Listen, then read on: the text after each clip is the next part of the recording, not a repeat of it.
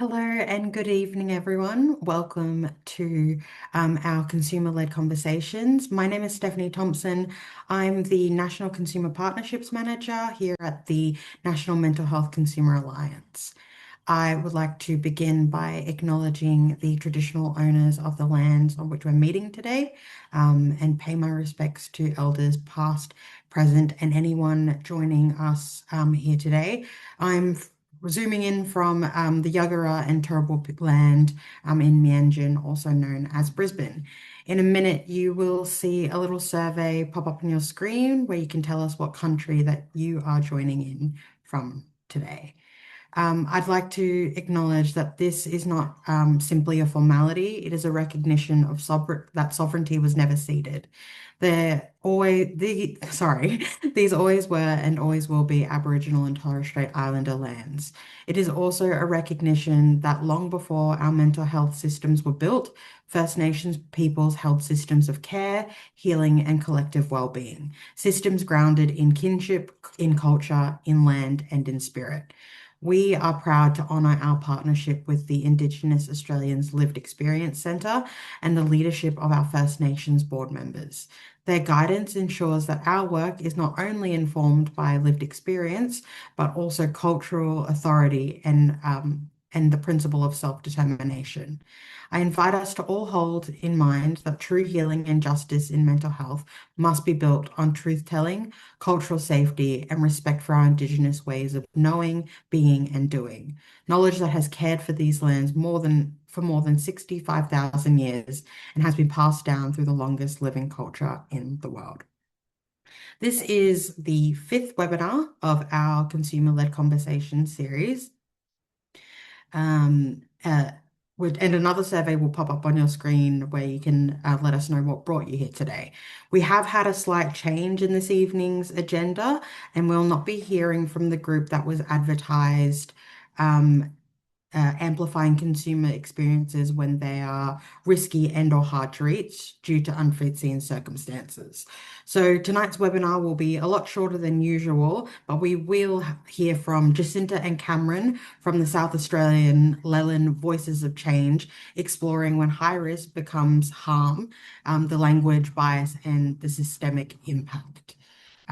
They will examine how labels of high risk invoke a duty of care that can enable power imbalances, involuntary treatment, and restrictive practices. Their work takes a national perspective on how the term is defined, applied, and experienced across Australian jurisdictions, centering lived experience perspectives on its impact on rights, autonomy, and care. After that, there will be some time for questions, so please use the Q&A function so we can address them at the end. So without further ado, I would like to introduce Jacinta to begin. Good afternoon, everyone, and thank you for being here today. This presentation, When High Risk Becomes Harm, Language, Bias, and Systemic Impact, explores the ways in which the label of high risk can travel across systems and shape experiences, opportunities, and the rights of individuals and families. Today, as we gather on the unceded lands of First Nation peoples across Australia, we acknowledge Aboriginal and Torres Strait Islander peoples as the traditional custodians of this country and pay our respects to elders past and present. As we begin this conversation about the impacts of the high risk label across systems, it is important to recognise that many First Nations communities have long experienced the harms of being labelled, surveilled, and defined through deficit-based narratives. Across generations, systems have often used labels to justify exclusion, control, and the removal of choice, voice, and autonomy. This presentation invites us to reflect critically on how labels can follow people across systems, shaping the way that they are seen, responded to, and treated, often without recognizing the complexity of their experiences, strengths, or humanity. As we move through this discussion today, may we do so with humility, curiosity, and a commitment to approaches grounded in dignity, self-determination, cultural safety, and human rights.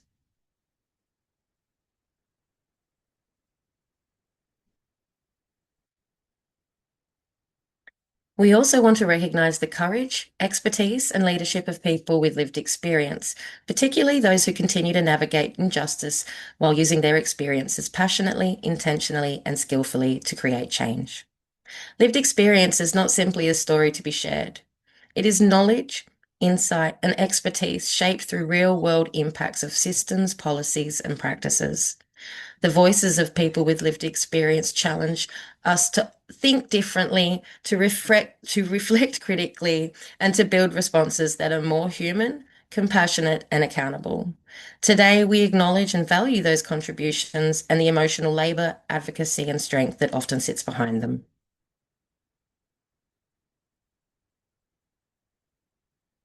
Our policy panel group, LELAN's Voices for Change, are lived experience advocates and professionals working to shape mental health policy and reform. Our team is made up of three legends, including myself. They are Cameron Knight, Cassie Strauss, and myself, Jacinta Mori.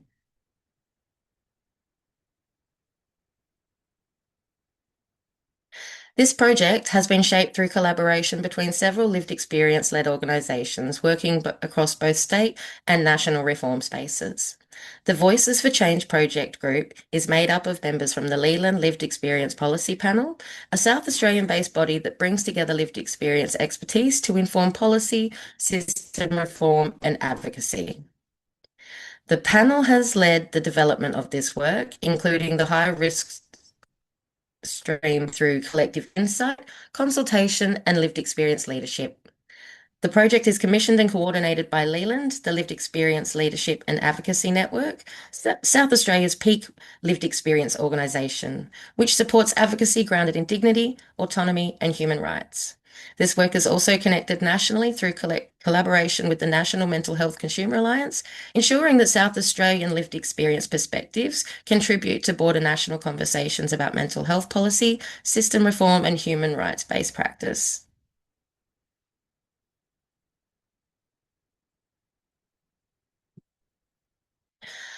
We chose this topic because many of us on the panel have lived experience of being labelled high risk or have witnessed others in our communities experience the same thing.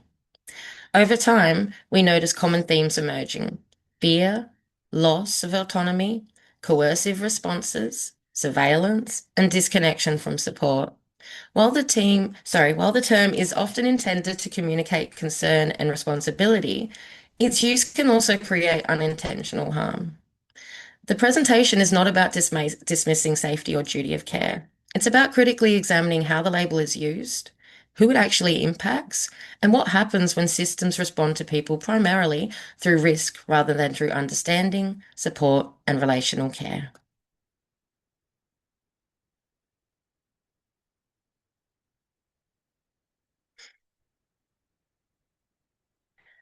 When individuals or families are labelled as high risk, the response within systems often shifts from support to control. The label can override autonomy, choice, and basic human rights, creating environments where decisions are made about people rather than with them. Privacy is reduced through increased monitoring and information sharing across systems, often without genuine consent or transparency. Choice and voice can be diminished as parents and families feel pressured to comply rather than participate meaningfully in decision making. Consent can become compromised when refusal is viewed as resistance or further evidence of risk. Over time, this can erode trust in services and professionals, reinforcing fear, shame, and disengagement. While intended to manage risk, these responses can unintentionally create additional harm by removing dignity, agency, and the right for individuals to be treated as active partners in their own lives.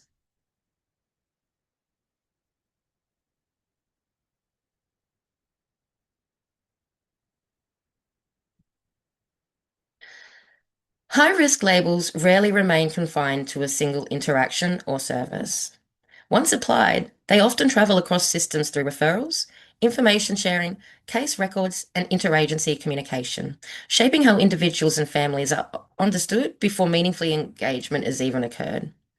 People can become framed through a risk lens, where behaviors, emotions, or responses are interpreted in the context of past narratives rather than present circumstances. This can influence professional decision making and create confirmation bias, where existing concerns are repeatedly reinforced. As the label follows a person across systems, it can also increase the likelihood of escalated responses, including crisis intervention, policing, restrictive practices, or more intrusive surveillance.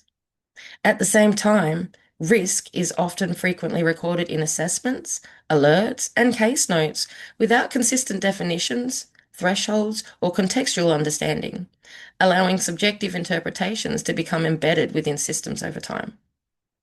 The result is that the label itself can begin to shape outcomes, relationships, and responses, often long before the original circumstances have changed.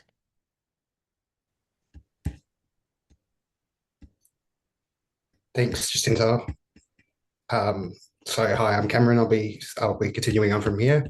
The consequences when we talk about risk, we're not just talking about assessment. We're talking about power. Risk narratives often become tools of control. Once someone is labelled high risk, the consequences begin to stack up quickly. Loss of privacy, loss of choice, loss of voice. That label becomes a justification for things that would otherwise be unacceptable. Forced treatment, involuntary holds, coercive practices, surveillance, all framed as duty of care. But from a lived experience perspective, that is a human rights issue. There's also a deep irony here. People are labelled high risk in the name of safety, yet the experience is often the opposite. Increased monitoring, police involvement, restrictive responses, all of this can make people feel less safe, not more. And once that label exists, it rarely stays in one place. It follows people across systems, mental health services, hospitals, workplaces, the NDIS, police. One system passes it to the next, and each interaction is shaped before the person even walks through the door.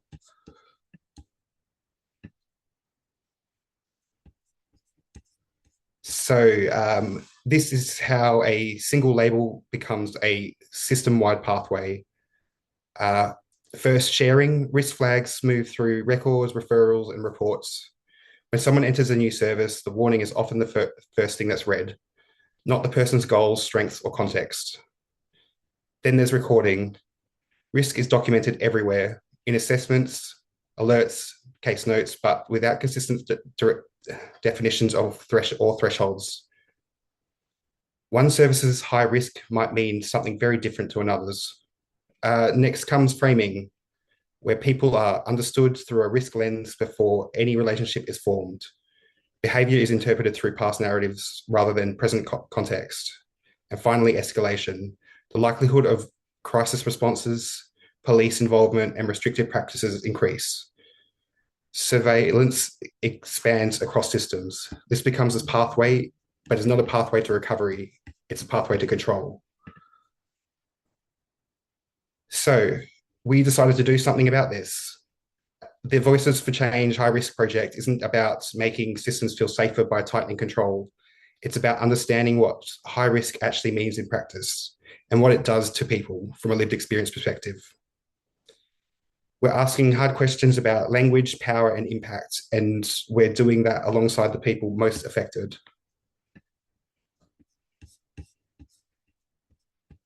We're approaching this from 4 connected angles. So first, we've been looking at a South Australian case example where risk plays a central role in how someone's treated.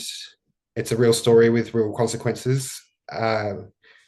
Next, we'll be looking into the national context.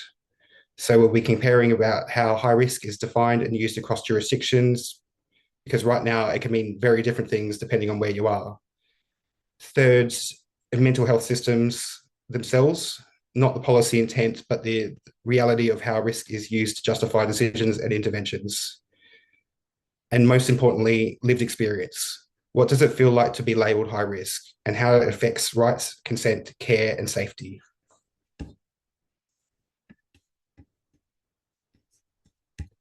So what we want to achieve, this is our roadmap. We start by engaging, gathering lived experiences and real-world definitions of high risk.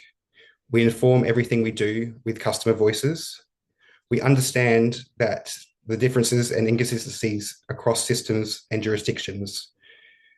We translate policy language into lived reality, making invisible impacts visible. We design practical tools like comparative flowcharts, and we influence policy through clear, grounded recommendations. And finally, we finalize these and share these findings so that they can actually be used in the wider community. So our first step is going to be a national survey. We'll be asking people about three key things: what language, what risk has meant in their experience; bias, how that label is applied differently depending on who you are; and systemic impacts, what happens once that label attaches. If you've lived this, we need your voice. Our project depends on it, and we'd love to hear from you. So, and coming up from after this first step, we've set some timelines. So by the end of July, we'll be circulating the survey and exploring additional ways to gather experiences. By the end of September, we'll analysing responses and existing resources to identify gaps and patterns. And by the end of November, which will be the time of the next webinar, we'll be finalising findings and developing tangible advocacy tools for policy and sector engagement. This work is practical, grounded, and designed to lead to change.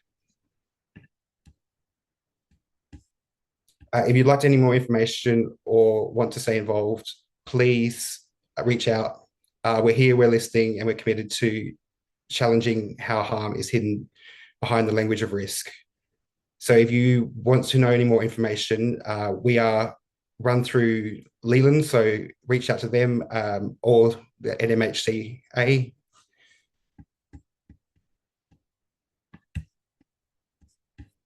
Thank you. Thank you for being here and for supporting this work. And especially thank you to people with lived experience, because this project exists because of you. We look forward to sharing the full findings at the NMHCA webinar. Thanks. Sorry. Thank you so much, Cameron and Jacinta.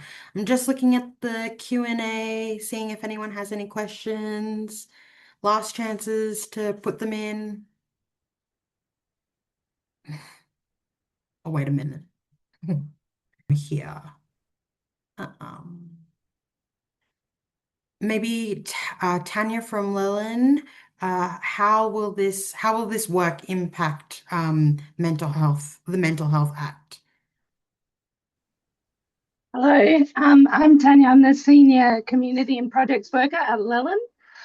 It's a good question, and one that's really tricky given that each state has its own different Mental Health Act.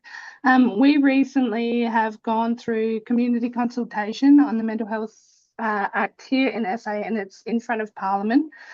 Through what we heard in that consultation, we really heard that people wanted people to be using when I say people, I mean clinicians, to be using the Act correctly and legally, and that all factors are considered, including whether there are any least restrictive means, and acknowledging that risk alone is not reason for using the Act. So the South Australian state-based example that we are going to be using, that Cameron mentioned, is actually a case where the Mental Health Act here in SA was used incorrectly.